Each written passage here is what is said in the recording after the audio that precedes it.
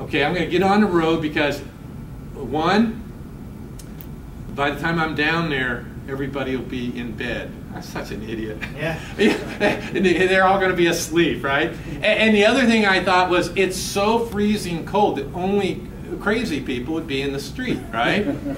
Well, as I get to the bottoms, there were crazy people in the street. There was a woman, remember, passed me walking down the road, mumbling stuff, running the whole way down the road like this.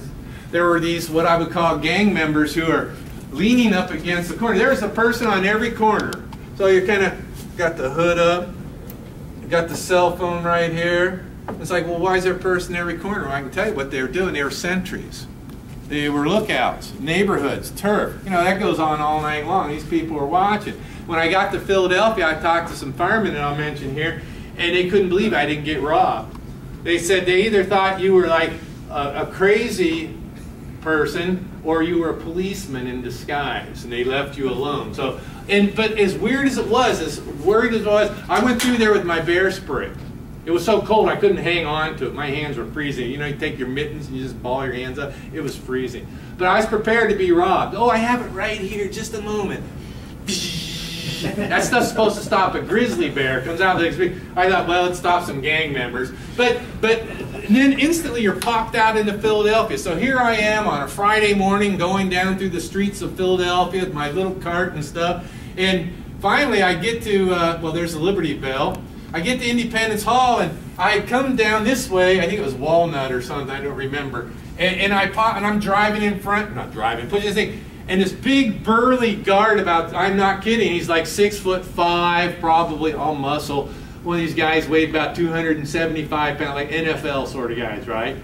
Hey, good! And he's like running. He's like, oh my God, what did I do? Anybody know what was up? He said, get that thing across the street. What did they think I was? They guard this thing 24/7 against a terrorist attack. Now imagine, here I am. They don't know who I am. I'm pulling up in front of Independence. They said, get that damn thing. And then once the guy found out who I was, then he got nice. But you know, there was no place for me to stay in Philadelphia. And again, one of these, so many times, I don't want to use biblical expressions, but the Red Sea was in front of me, and you're wondering, what the heck am I going to do? Always it parted. Always it parted. The Army-Navy football game was going on, and there was not a room to be had. Not a room. I called every place, and the one place I had gotten a reservation, they had me for a different night. I had no place to stay. I ran into a fireman. He said, how would you like to stay 2 blocks from Independence Hall at the fire department with the boys? I said, really? He said, really? Bless you, buddy. And I went home with him. He just led me right to the firehouse. They gave me my own bunk. They fed me. One guy took the day off. He had 2 kids that went to a place called Constitution High School. And he took me around. He took me into the school. I got to talk to the kids. Now, Constitution High School is a charter school. And what it does, it takes select groups of poor kids, I will say from the ghetto, for lack of a better way of putting it. Poor, disadvantaged kids who want to excel. But sometimes when you're surrounded, like if this guy's the only kid who wants to go to college in the whole room, he doesn't have much chance with you guys. Because you tend to pull him down. What do you do and studying? What do you, well, these kids face this too. So what they've done, they've taken these kids collectively and put them in this school right near Independence Hall. Sandra Day O'Connor had been there and spoken not long before I had been there. I felt very honored that they welcomed me in there, but I was a superstar. And so these firemen were super great. So I can't tell you how nice these people were. This is Constitution High School. Again, notice the racial and ethnic differences a little bit. It's always good for showing kids in Oregon. You go to the school and say, look, you know, really they're all African American.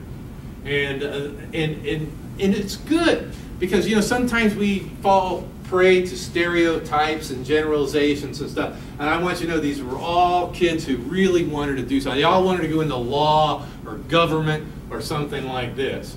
And here's one white kid there, but the nicest bunch of kids you could think of. Here I'm in Constitution Hall with Ben Franklin. I'm signing the Constitution like as if I supported the convention. Here's Philadelphia, leaving Philadelphia.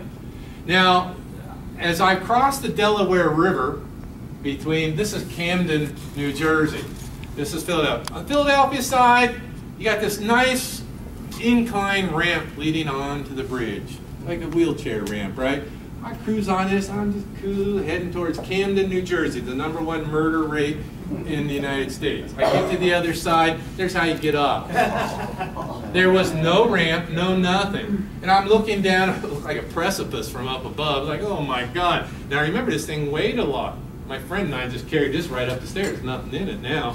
And it's like, so boom, one at a time. Now I get down here, and this whole section is really dilapidated architecture, let's put it that way. And I had a choice. I could either go through Camden, New Jersey Hood, or I could stay up on the freeway and play dodgeball with the traffic, and I chose dodgeball. Now, had the cops come along, I should have probably been arrested because I should not have been there. There was about a 3-mile section where it was just big city traffic. If you want to imagine, it was like, be like going down to Portland. Imagine taking my cart and I'm going to the zoo. And I'm going down I-5 into Portland, I'm going to go over there. It's like all the roads going, it was like that. And, but I felt safer doing that than going through the other place. New Jersey does have a countryside, believe it or not. And here I'm in Atlantic City. And just to show you, it was cold indeed. It was very, very, very, this was the coldest. And the wind was whipping. Oh, my face was cherry red. I was freezing. But here I am at the end. Oh, I do have to say this. As I was on my way to Atlantic City, and I had no idea this was going to happen, the fireman who took me around, who took the day off, he called me on my cell phone. He said, "Where are you?" He and another fireman drove the 60 miles from Philadelphia to Atlantic City because they did not want me to finish this trip. I get choked up thinking about it. He didn't want me to finish the trip alone. He said, "This is too big of a thing for you to be by yourself." So he and this other guy got in their car and they drove over. They found me. They let me get in and warm myself. And they went on up ahead to the boardwalk so they could guide me, because it's not as easy just going to the ocean as you might think. And they got a couple of boardwalk policemen. They were all waiting for me when I got there at the end. And I can't say enough of this guy, Tim McShay, an old Irishman. He's a union leader in the fire department. I sent him a Christmas ham when it was all over. He was so nice to me. So, and his boys went to that high school. Well, I mean, he's like a friend now, I can't tell you. But I remember the picture where I was starting in Oregon. And notice the difference. I get emotional thinking about it because it was a big trip. And, now, this guy I didn't know. He was a fireman that came with him from another station. But he had a couple of comp tickets at Harrah's Casino. They put me up. Because I was at Harrah's for 3 days waiting for a guy from Newark to come get me so I could fly home from Newark. And it cost me $27. Wow. You know, so I can't tell you how nice people were to me. I think I said earlier I collected over $1,000 and I didn't ask for a dime. Nothing. And this is Tim McShay. Great guy. You can see by my face how freezing cold it is. Yeah. It was it was emotional. I got on that cell phone, I started calling people. And that's the Atlantic there. That's kind of how I ended this thing. Now I did put my outfit on and fly back. I thought, well, I kind of roused up the TSA, you know, see what they had to say. And of course, they did frisk me. They did wonder what I was doing. I said, "I'm defending the Constitution. What are you doing?" "I'm searching you." And I talked to people in the airports on the way, and again, I didn't have a single negative experience. And I'm going to end it with this one and one more slide. These are some guys in Idaho. I believe it was Caldwell, might have been Mountain View. But I was in the McDonald's in the morning, and I overheard these guys talking. And I was sitting kind of over where the guy in the red shirt was area, and I finally, you know, it takes a little courage to walk up to strange people and interrupt. And I said, "Excuse me, I'm walking across the United States, and I'm really trying to get a feel on how people feel and stuff. You might talk to me about the situation today, blah, blah, blah." These guys were all trumping each other, what they had to say. "Oh, that guy's full of beans. Wow, wow, yeah, yeah." And I said to this guy here, I said, he was the nicest guy here, and I said, I says, you guys are all friends. Do you agree? He goes, hell no, we don't agree on anything. He said, but we're all good friends. And that stuck in my heart. Because I'm telling you,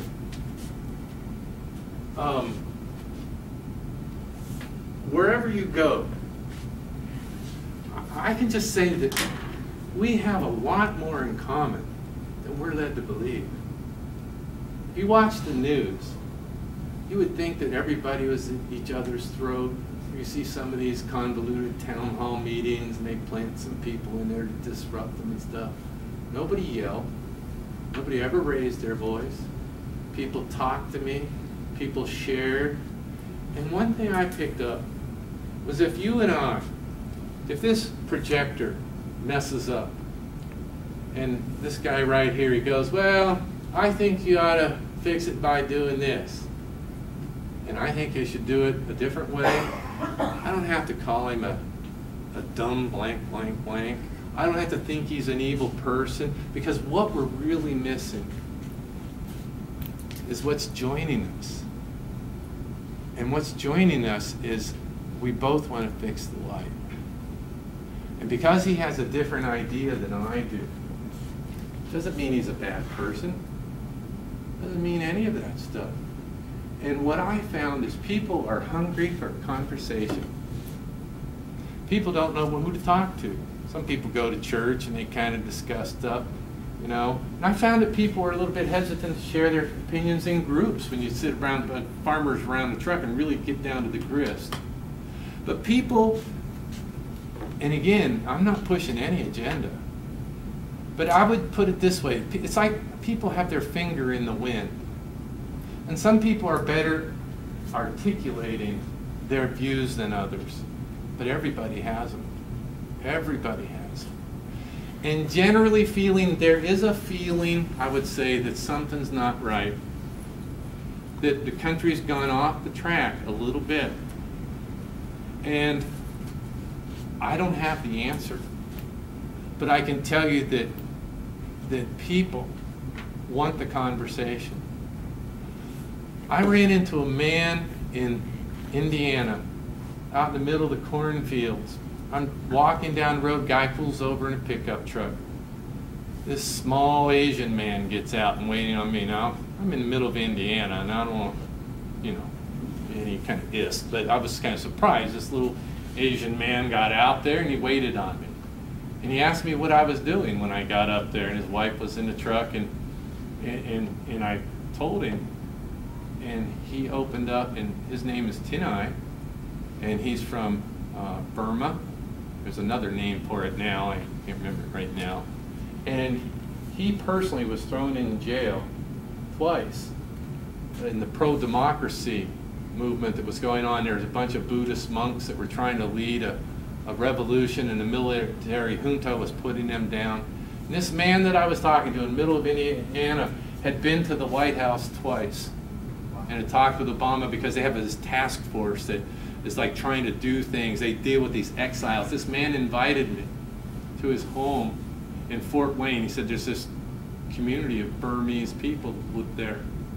And he gave me $20. He had a tear in his eye. And I met people time after time like this. And the last one I'm going to say, and then I'm done, is I was in Idaho, and this lady still moved me. I stepped over the edge of the road, maybe take a whiz or something, but I was on the cell phone with my sister, and I heard a car pull in. And I came up over the edge, and it was one of these old, if some of you guys are old enough to remember, you remember those old, like, early 60s, late 50s cars, like the old Chrysler or Fords. You could put a family of 7 in it and still have room for the dog, you know? I mean, the big cars. One of these boats. This old boat came driving up. It had rust, that speckled paint where it's rusted and stuff, and the bumper, and it was like, you could tell it's like some poor person's car. And I was talking to my sister on the phone, and I saw it from a distance, like here to that door, and I says, oh God, the Beverly Hillbillies just pulled in. That's what I said. That's what I said. And I waited for it to leave. Because again, I was like from here to the door, maybe they'll just pull away, what do they want? I could see the car wasn't going to go anywhere, so I just kind of, okay, I walked up, and inside this car was a woman, I'm going to guess she was probably 82 years old.